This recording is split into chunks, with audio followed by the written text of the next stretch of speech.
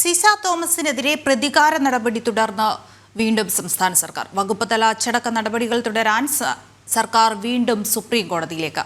അതേസമയം കേസ് തള്ളിയിട്ടും മനഃപൂർവ്വം ആനുകൂല്യങ്ങൾ തടയുന്ന സർക്കാർ നടപടിയിൽ സിസ തോമസും കോടതിയെ സമീപിക്കാനൊരുങ്ങുകയാണ്. സർക്കാർ അനുമതി കൂടാതെ സാങ്കേതിക സർവകലാശാല വൈസ് ചാൻസലറായി ചുമതലയേറ്റ സിസ തോമസിനെതിരെയുള്ള വകുപ്പ് തല അച്ചടക്ക നടപടി തുടരാനാണ് സർക്കാർ നീക്കം. ഇതിന്റെ ഭാഗമായാണ് സർക്കാർ സുപ്രീം കോടതിയിൽ പുനഃപരിശോധനാ ഹർജി നൽകാൻ ഒരുങ്ങുന്നത്. സർക്കാർ നടപടി സുപ്രീം കോടതി തള്ളിയ പശ്ചാത്തലത്തിലാണ് വീണ്ടും കോടതിയെ സമീപിക്കുന്നത്. മന്ത്രി ആർ ബിന്ദു നിയമസഭയിൽ നൽകിയ മറുപടിയിലാണ് കേസ് തുടരുന്ന കാര്യം വ്യക്തമാക്കിയത്.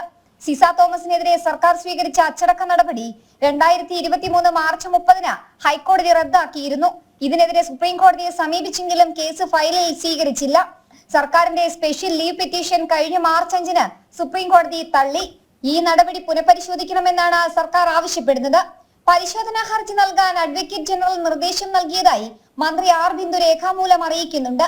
സാങ്കേതിക വിദ്യാഭ്യാസ വകുപ്പിലെ ജോയിന്റ് ഡയറക്ടറായിരുന്ന ഡോക്ടർ സിസ തോമസ് ഗവർണറുടെ ഉത്തരവിനെ തുടർന്നാണ് ചാൻസലറായി ചുമതലയേറ്റത്.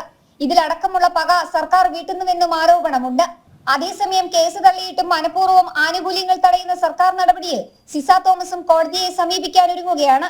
ജനം, തിരുവനന്തപുരം.